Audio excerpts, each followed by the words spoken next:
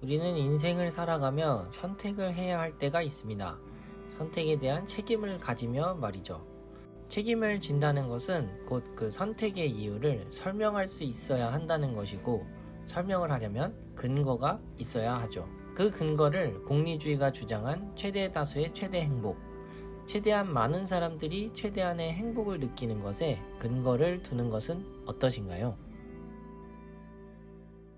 여기 끊임없는 선택의 기로에 놓인 한 남자가 있습니다. 아파트를 갖고자 했지만 쉽게 손에 들어오지 않았고 오히려 사기를 당해 좌절하는 남자죠.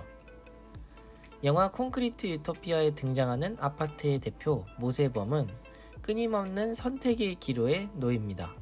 끊임없이 선택을 강요당하죠. 그런 그가 선택한 행동의 근거는 무엇이었을까요? 그는 그토록 갖고 싶었던 아파트를 선택의 근거로 둡니다. 사기를 당하고 사기를 친 대상을 자신의 손으로 죽여버릴 정도로 갖고 싶었던 바로 그 아파트를 말이죠. 여기서 잠시 아파트의 특성을 알아보고 가죠. 아파트는 단독주택과 달리 좁은 지역에 최대한 많은 사람을 수용하기 위해 만든 공동 생활 건물입니다. 그리고 그 아파트는 무엇보다도 예민할 수밖에 없는 각자의 모든 것이 담긴 공간이죠. 과장하자면 아파트의 각 공간은 곧 그곳에 사는 주민 개개인이라고 할 수 있겠습니다. 모세범은 국가적 재난으로 모든 것이 붕괴되고 마지막 남은 아파트를 위해 헌신합니다. 그 헌신은 아파트의 주민들을 향했다기보다는 아파트 그 자체에 해당하는 것으로 보입니다. 어디서 그런 용기가 나셨어요? 아파트 무너지면 안 되잖아요. 이거 하나 남았는데. 1층 탄다고 아파트 무너지고 그러지 않아요.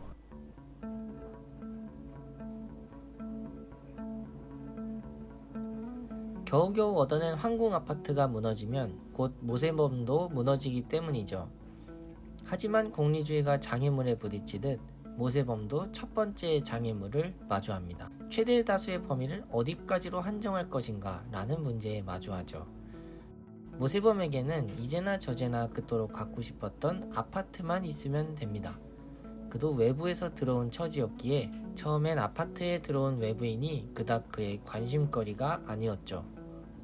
하지만 부녀 회장에 의해 추천받아 주민대표가 되어 그의 선택에 책임을 져야 하는 자리에서는 이야기가 달라졌습니다. 그는 존재 자체가 아파트와 동기화된 주민들을 이끌고 책임을 져야 하는 처지에 이르는 것이죠.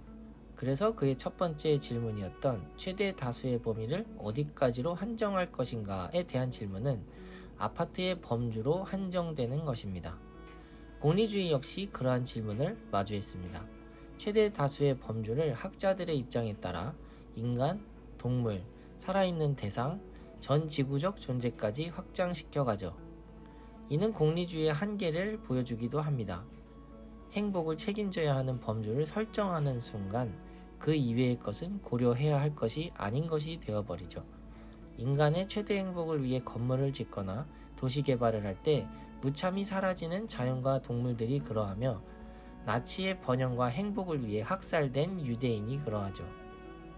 그리고 영화 콘크리트 유토피아에서는 아파트 주민들의 행복과 안정을 위해 쫓겨난 외부인들이 그러했습니다. 그럼 콘크리트 유토피아의 모세범과 공리주의가 마주한 두 번째 장애물로 넘어가 보죠. 대표님, 그러면 이제 어떻게 할까요?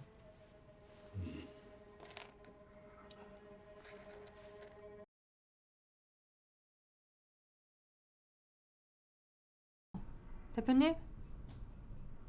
대표님, 어떻게 해야죠? 그러니까 어떻게 하실 건데요? 어떻게 해결하실 거예요, 해결을?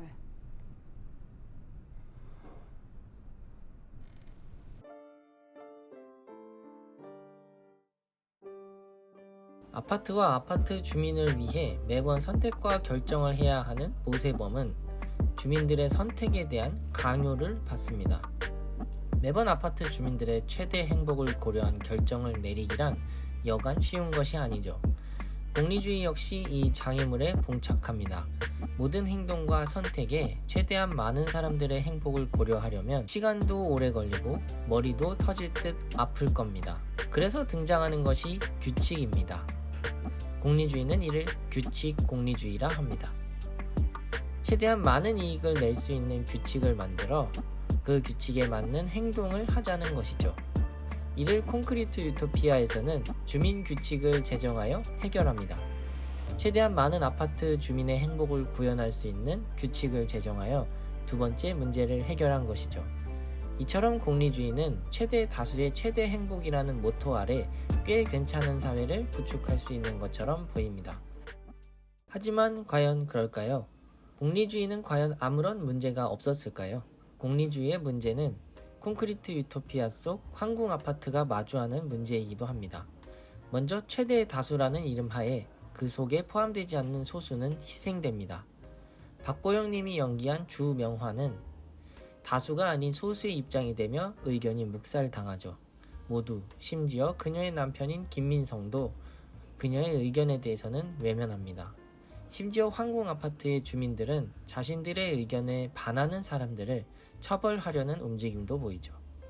다수의 이익이 보장된다면 인권, 생명의 소중함, 인간의 존엄성과 같은 가치는 가볍게 무시되는 것입니다. 그것을 주장하는 사람은 그저 상황인식 제대로 하지 못하는 선비 같은 사람이 되는 것이죠.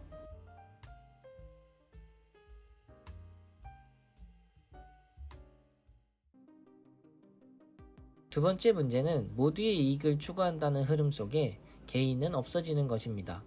최대한 많은 사람, 존재의 행복을 위해 조금도 쉬어서는 안 되죠.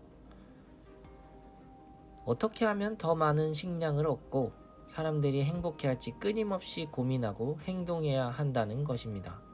이 과정에서 고유한 자기 자신은 점차 사라지고 모두의 이익을 위해 희생되는 껍데기만 남게 되는 것이죠. 그런 의미에서 마지막에 모세범이 구토를 하는 모습은 자신의 실존을 되찾은 모습이기도 합니다. 모두의 이익만을 위해 모세범이라는 자신의 진짜를 지우고 껍데기로 살던 그는 주명화에 의해 자신의 진짜 정체를 들키게 되고 그제서야 본래 자신의 실존을 깨닫게 된 것이죠. 이는 사르트르의 실존주의와도 일맥상통하는 부분입니다. 자, 이번 영상 잘 보셨나요? 이번 영상에서는 콘크리트 유토피아가 보여주는 공리주의의 모습과 그 한계를 다뤄보았는데요. 영화 콘크리트 유토피아는 관점에 따라 참 많은 해석이 가능하다는 점에서 감독이 많은 고민을 한 흔적이 보이는 영화였습니다.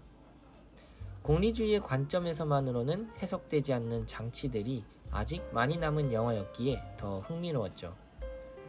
다시 한번 영화를 보며 이번에는 어떤 관점이 나타날지 아직도 흥미로운 영화 콘크리트 유토피아를 여러분께 추천드리며 이번 영상을 마치겠습니다.